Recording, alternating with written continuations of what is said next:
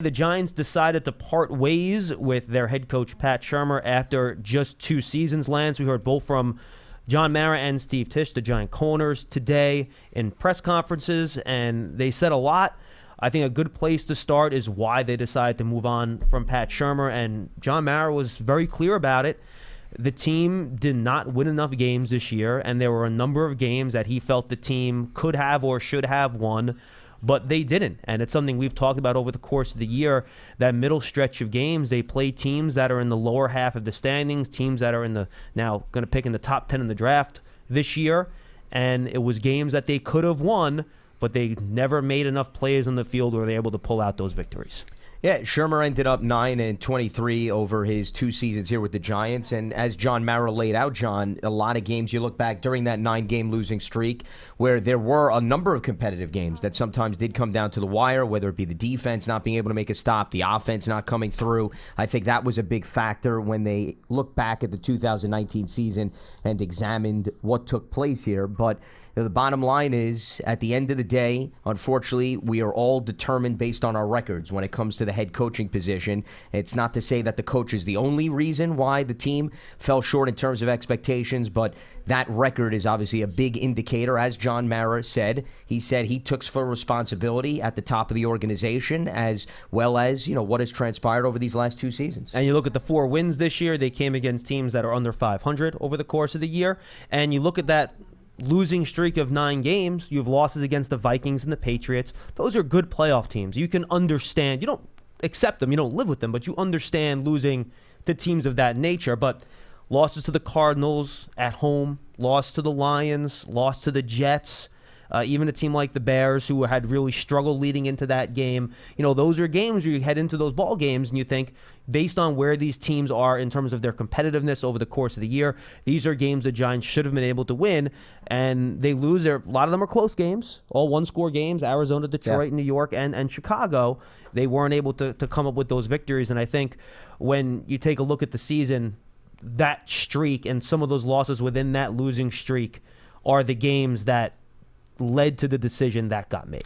Well, those 3 games that you just referenced, John, once again, you're talking about opportunities late in those contests, and sometimes it was the small things that added up. The Arizona game, you have a late fumble, Chandler Jones gets a sack. That was obviously a big turning point. The Lions game was a game full of a lot of explosive plays on offense, and then getting drives in the red zone, not able to punch it in for touchdowns. And the Jets game also, another game that was tight and was back and forth. So, I think those are the games in particular, as you voiced. You look at how the standings finished up, and those are 3 teams that also are not going to the playoffs, but you thought perhaps the Giants could find ways to get the W there. No question about it. He did talk about the characteristics that they're looking for in terms of their coaching search. A few tidbits John Mara did throw out there were pretty simple. A guy that would be a good leader, be a good CEO type of, I don't think he used the term CEO, but that's how I kind of took what he said. I think that could be insinuated. Someone that can install a winning culture into the organization. Said either the head coach or someone that he brings in, whether it's an offensive coordinator or a quarterbacks coach, with the history and ability to continue to develop a player like Daniel Jones. He said he was open to a defensive-oriented head coach, open to interviewing collegiate head coaches as well. And he also said he would give coaches that come in the ability to try to convince ownership in terms of how expansive their role might be in terms of coaching the team, personnel. But they do expect, and this is the other piece of news, whoever the head coach is, to work with general manager Dave Gettleman, who will be retained heading into next year. Yeah, and also made it clear that he thought Pat Shurmur and Dave Gettleman had a very healthy and good relationship over the course of the 2 years, despite some speculation that was out there. And, said that he was also open to perhaps looking at the power structure. Wouldn't rule that out, John. Right now the GM has final say in terms of personnel, but if a coach was interested in the position, wanted a little bit more influence, he'd be willing to hear that out. And by the way, to your point that Dave Gettleman and Pat Shurmur had a good working relationship, John Mara also made the point that Pat Shurmur had his stamp of approval on every personnel move that got made over the past 2 years. So it's not like when coaches are here, they are not consulted in the moves that were made as the structure was previously. And I would say you want that for any organization, John, when it comes to the National Football League. Well, you don't want the coach getting players they don't want. Of course. At the end of the day, the coach is responsible for molding and developing those players. So you want some back and forth dialogue. And I think based on what John Mara said through his press conference, that's something they want to continue to build upon with the new relationship between the head coach and the GM, but also wouldn't be opposed to perhaps tweaking that where the coach, if he had the experience and the interest in having a little bit more influence, that's something they could sit down and discuss. John Mara is pretty clear. He was open to a lot of different things. Yeah. When you would talk to these coaches, who you would hire, what the roles would be, and that's a point that he did, in fact, make. In terms of the general manager position, that was the other piece of news today. I mentioned it previously. Dave Gettleman will return as general manager. Him and Steve Tisch were in lockstep on this decision. Both Steve Tisch and John Mara discussed that, and both of them came out and said, look, we've had ongoing discussions for a few weeks about it. We're in constant conversation. We have frank, open discussions, and this is a decision that we came to together.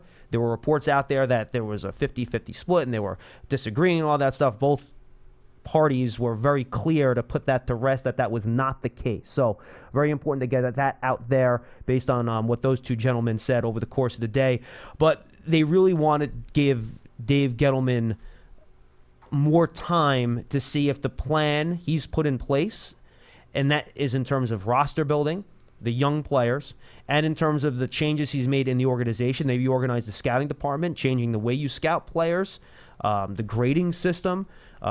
And I've said this before, people don't believe me. There has been an increase in the use of analytics within the organization. I know when Dave speaks, he doesn't talk about analytics a lot, but that actually has been something that's been going on.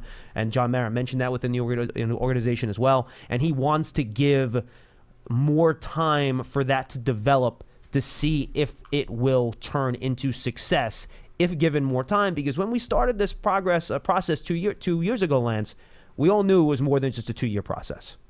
Well, he was taking over a position in which there had been a long track record and establishment of people in those positions. When you look at Jerry Reese and how long he's been there, how long he was with the organization even before taking over GM responsibilities, when a new person comes in, and I think this is what John Mara was alluding to, John, Dave Gettleman had an opportunity to put his stamp on this organization. And part of putting his stamp on the organization was to sit down and look at how things went before he arrived. And I know he was here previously, but then left to become Carolina's GM, and what tweaks could be made to move forward. And, the other thing that John Mara mentioned was they also brought in a sports psychologist who had not been a part of the organization previously. So they want to see how those things finish out over the course of a little bit longer of a period of time, as opposed to just basing the results over 2 years. And, the other thing connected to Dave Gettleman and looking forward is the ability to have cap space this offseason, John. Mm-hmm. That was something else that John Mara hit on. And walking the fine line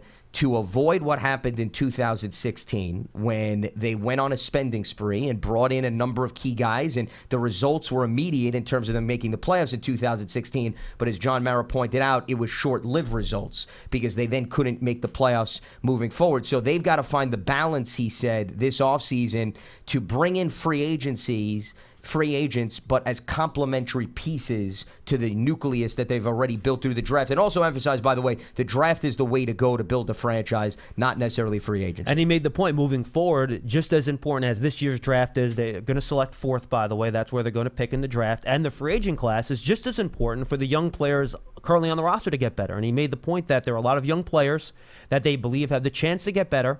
They have a lot of promise. They have a lot of talent. But now it's up to whomever they bring in here to develop those players so they take that next step. As we've talked about a lot on this show, not everyone's progress is linear. It's not automatic, year 2, you're going to be a lot better. It doesn't always work that way. So that's going to be a big key moving forward. Final thing I'll say about the Dave Gettleman part of this, Lance. John Mara was honest about things, too. He said there's been hits and misses in the moves that he's made. He said flatly, and I think this might not be a direct quote, but it's close, the batting average has to improve moving forward and have more hits than misses moving forward, and that'll be something that they keep an eye on and they understand. And he said they weighed this in the process where you're allowing Dave Gettleman to select a second coach. And if you have to make a decision on the other side at some point, you would have a mismatch in terms of the coach and the GM. But that's something they believe in Dave Gettleman. They do not believe that's going to happen. But they did think about that when they decided to retain the general manager but change the head coach. Yeah, it was a risk that they weighed, essentially, Yes. in terms of that, whether or not there could be turnover down the road. And the batting average comment that you just laid out was also in reference to free agency and the draft. That's it correct, wasn't yes. necessarily referring to one facet more so than the other. It was personnel moves. Correct. Personnel in a general sense, that he's aware that they need to get more hits moving forward, and that's why the emphasis was placed on the draft to not necessarily focus on, in order to fill voids on the roster, whether it be for starters or depth purposes, that you're constantly tapping into free agency. Because when they went out and got Olivier Vernon, Janoris Jenkins, and Damon Snacks Harrison, 3 impactful players, helped them go to the playoffs, but then you could argue created some issues that Dave Gettleman slowly had to clean up when he took over as the general manager. 201-939-4513. That's the telephone number. Also want to remind folks out there that you can find Big Blue Kickoff not only on Giants.com and the Giants mobile app, live every afternoon, Monday through Friday. You can also find it on your favorite podcast platform. It gets posted every day. You can find it, subscribe. If you like what you hear, you can leave a positive review on iTunes and Apple Podcast. Go to Giants.com/podcast to find out how to subscribe, or just go to your favorite podcast platform, and you can find the other Giants podcast offerings there as well. Hey Giants fans, Saquon Barkley here. You want to see more videos? Subscribe below.